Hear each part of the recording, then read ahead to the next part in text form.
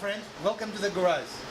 If today is your first time with us, we want to extend you a very warm welcome and to invite you to look through our playlists, as we are certain you're going to find something useful and entertaining. If you have been here before but you have not subscribed, what are you waiting for? If it is your birthday, we want to extend you a very happy birthday. Today we're going to talk about something really fundamental but also very important, and that is engine oil. There are a lot of misconceptions, there are a lot of myths, and a lot of misunderstanding about engine oil. And here on the Jaguar we have two common engines. These are, I'm sorry. Two common oils. Two common oils, and these are both in the $20 range. We have a different viscosity, and this is they are both fully synthetic. And the Mobile one is a 10W30 and the Quaker State is a 5W20. What does this mean? These numbers pretty much stand for the viscosity of the oil.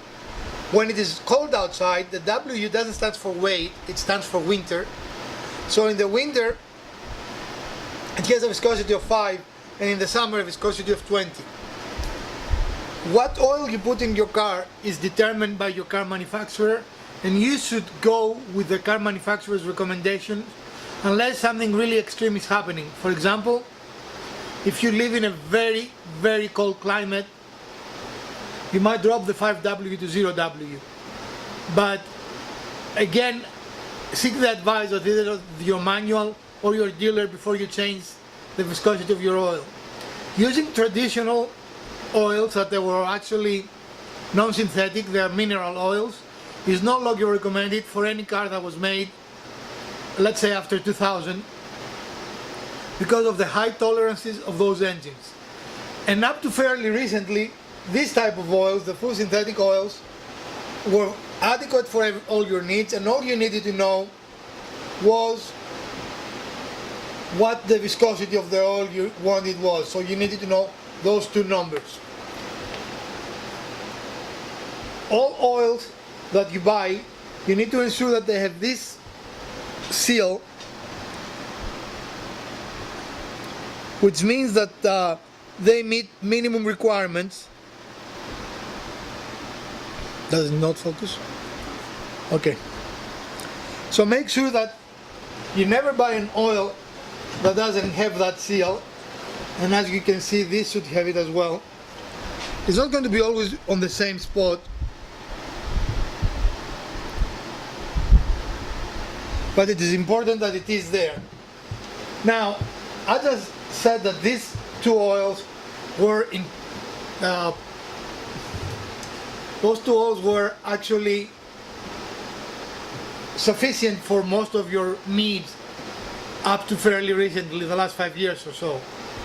But new engines and even more tolerances have created the need of more advanced oils.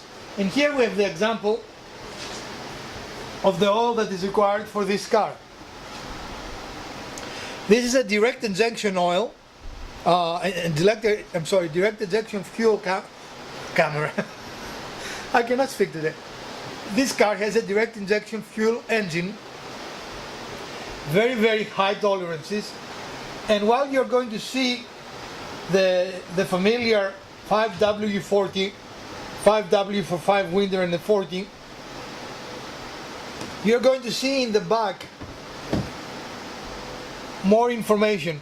This doesn't have the American Petroleum seal because this is actually imported from Germany, but it has, and we're not going to try to find it now, but it is verified and certified by Volkswagen and Audi for this engine.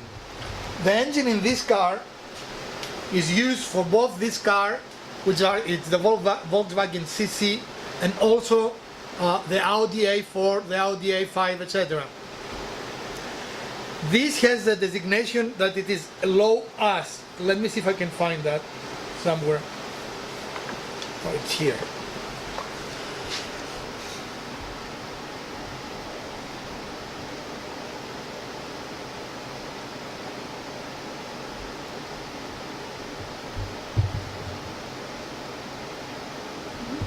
And the reason why this is important if you have a direct injecting engine is that while direct injection provides better mileage and to some degree more horsepower for the same size engine, also it has very low tolerances, and it is known as having the byproduct or the side effect of deposits, carbon deposits on both valves and cylinders.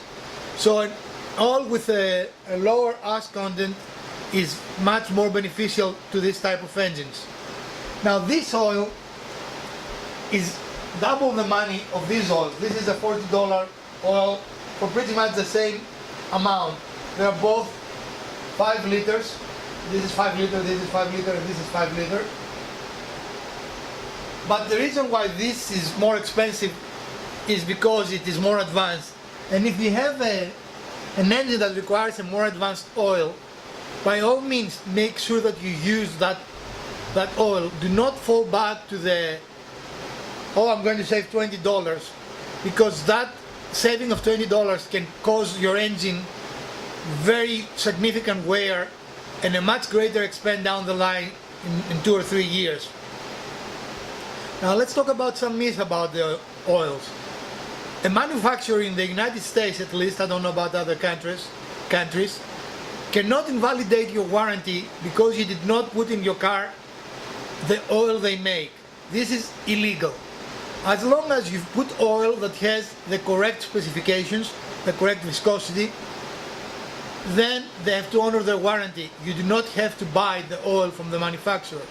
So all manufacturers have BMW oil, for example, or Honda oil, and all those things. With the exception of transaxles and transmissions, engine oil, as long as you meet the specifications, you can use whatever brand you want, and it does not invalidate your warranty. Additionally, changing your oil yourself does not invalidate your warranty.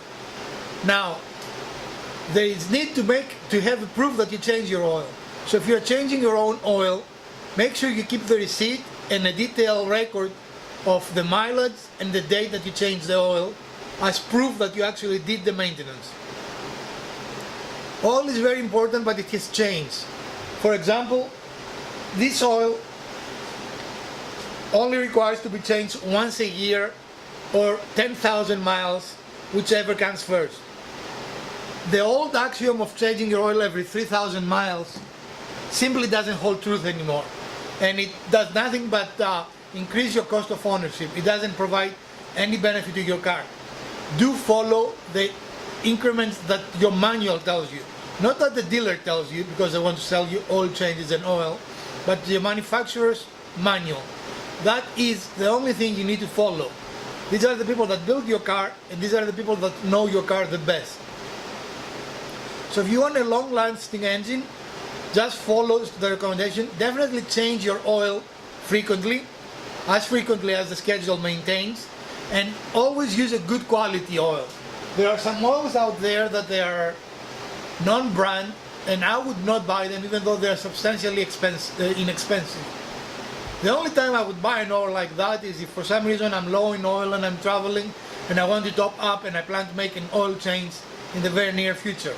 Other than that, I am a fan of Quaker State in most of my cars except this one. I use Quaker State most of the time, wouldn't you agree? I mean, that's my normal brand. I bought the mobile one for my truck because it needs a little TLC, and I believe this to be a little superior to the Quaker State, but the Quaker State is just fine for most of this. This is my newest car. This is an addition to the fleet. So you're going to see it in our automotive videos, doing maintenance and telling you details about that. And also to talk about difference between direct injection engines and non-direct injection engines. The Jaguar has a standard non-direct injection engine. This has a direct injection engine, which is also assisted by a turbo. And I'm going to talk about this car a little more in detail in upcoming episodes of the show. I hope this was a useful short introduction to lubrication for your engine, and if you have any questions, please put them in the comments below and I will be more than happy to respond to you. But do not neglect your oil.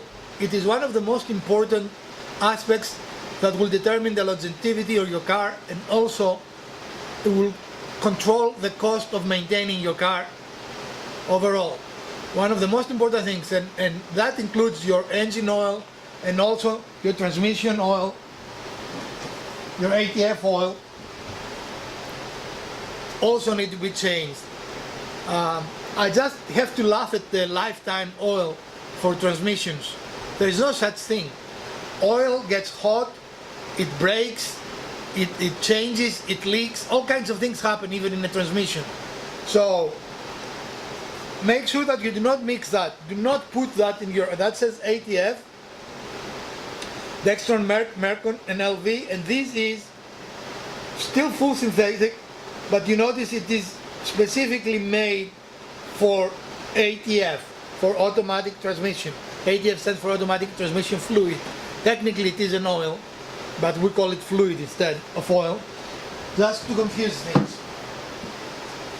In any case, I'm looking forward to make some more videos, especially about direct injected engines, because more and more manufacturers go towards direct injected engines, and I think it is the future for internal combustion engines. And hopefully in the future I will buy an electric car. I really want to, but so far I've been vetoed, and I haven't purchased an electric car, but I would like to talk about electric cars as well. But we will continue to talk about cars on our Wednesday shows. Even though we're not going to only talk about cars, we're going to talk about other things as well. I hope this was a useful episode for you. And if it was, please smash that like button. Well, if it wasn't, share, subscribe and comment. Let us know what you want to see in this channel. From the Garage Wizard, Elpida, well, and Mrs. Wizard is inside, so not here. We want to bid you a great week, and we are going to see you on Sunday with some woodworking related episode.